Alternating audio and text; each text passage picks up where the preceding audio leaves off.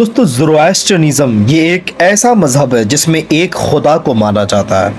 ये लोग अहूरा मज़दा को अपना खुदा मानते हैं और ये लोग आग की पूजा करते हैं, जिस वजह से इन्हें आतिश परस्त कहा जाता है और अरबियों की ज़बान में इन्हें मजूसी कहा जाता है। तकरीबन 2500 साल पहले इस मज़हब की शुरुआत ईरान में हुई थी। ज़ोरास्ट्रियनिज़्म को, इस मज़हब को पारसी मज़हब भी कहा जाता है। इस मज़हब की शुरुआत अगर देखें तो एक ज़ोरास्ट्र नामी एक शख्स ने इस मज़हब की शुरुआत की थी।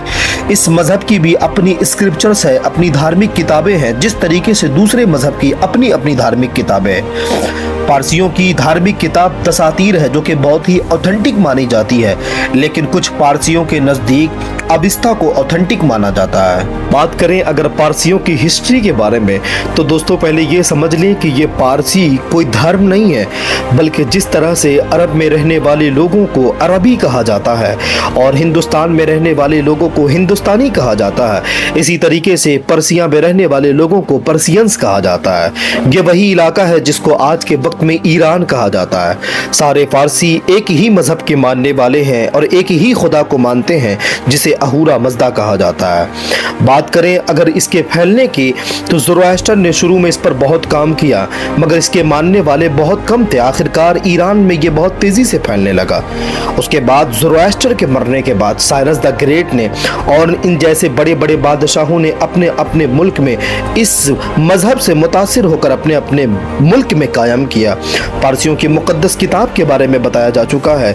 बात करें अगर इनके दबदबे की, इनकी तादाद कम होने की, तो जब ईरान में इस्लाम दाखिल हुआ उसके बाद ये लोग अलग अलग जगह जाकर रहने लगे। उसके वक्त के बाद से अगर आप देखें तो इनकी एक सबसे बड़ी आबादी आज हिंदुस्तान में ही पाई जाती है।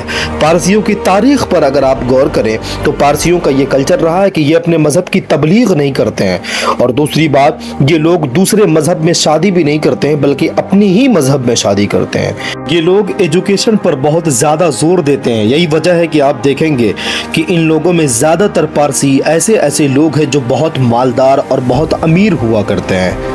क्या पारसियों की धार्मिक किताब जो कि दसातीर और अविस्ता है, क्या इन दोनों किताबों में, क्या ज़ोरास्ट्रियनिज़्म की धार्मिक किताबों में प्रॉफिट मोहम्मद सल्लल्लाहु अलैहि वसल्लम का जिक्र आया है? तो दोस्तों पारसियों की किताब में शोशियांत और अस्तवत इरीता नाम के किसी इंसान के बारे में बताया गया है। शोशियांत का मतलब होता है तारीफ के काबिल।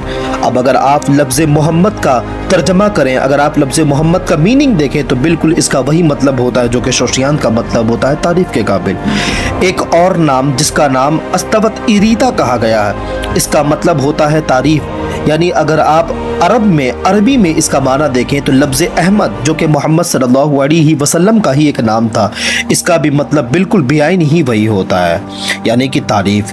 फिर कहा गया कि फातेह, आप देखें तो हमारे नबी सल्लल्लाहु अलैहि वसल्लम ने मक्का को फतह करने के बाद फातेह बने। यहाँ तक कि सिर्फ मक्का ही नहीं, बहुत सारे जंग में फतह किया, इस वजह से आका अलैहिस्सलाम को फातेह भी कहा जाता है। इतना ही नहीं, इस मज़हब में आका अलैहिस्सलाम के सहाबा का भी जिक्र किया गया। ये कहा गया, यहाँ तक बताया गया कि इसके दोस्त अच्छे सोच रखने वाले, अच्छी बात करने वाले, अच्छे काम करने वाले और शरीयत की पैरवी करने वाले होंगे, और ये कभी भी झूठ नहीं बोलेंगे। ये सारी बातें आका के सहाबा के बारे में, आका के फॉलोवर्स के बारे में, ये सारी की सारी चीज़ें हुजूर अलैहिस्सलाम के मानने वाले सहाबा के अंदर मौजूद थी। इतना ही नहीं बल्कि ये वर्ड साफ तौर पर हुजूर अकरम सल्लल्लाहु अलैहि वसल्लम के बारे में बताया गया है, जो कि इस वर्स में बताया जा रहा है कि जब दुनिया में बहाली होगी तो आग जलना बंद हो जाएगा।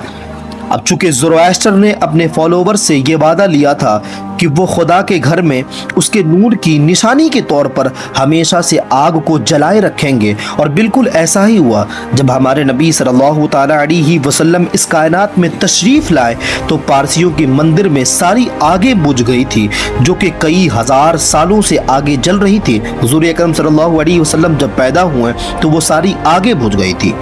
यहाँ तक कि वाज़े तौर पर हदीस पाक में भी आता है, इसका जिक्र आता है कि ज़ोरास्ट्र की किताबें जो कि दसातीर है, इसमें एक पेशन गोई की गई, इसमें एक बात बताई गई, इसमें यह बताया गया कि जब पारसी लोग अपना मजहब छोड़ देंगे और गफलत में पड़ जाएंगे तो अरब में एक ऐसा इंसान पैदा होगा जिसके मानने वाले पर्सिया को फतह करेंगे और उनके गुरूर करने वाले के गुरूर टूटेंगे और पारसियों को कंट्रोल करेंगे। बिल्कुल ऐसा ही हुआ कि खलीफा दूम हजरत उमर फारूक रज़ियल्लाहु ताला अन्हु ने पर्सिया को फतह किया गया।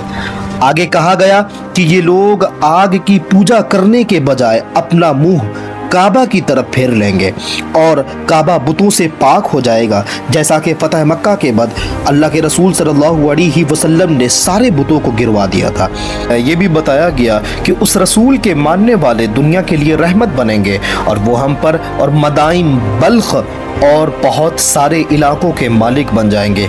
और यकीनन एक ऐसा वक्त आया कि हज़रत उमर के वक्त में 23 लाख मुरब्बा मील की ज़मीन पर हुकूमत हुई और ये इस्लाम फैलता चला गया।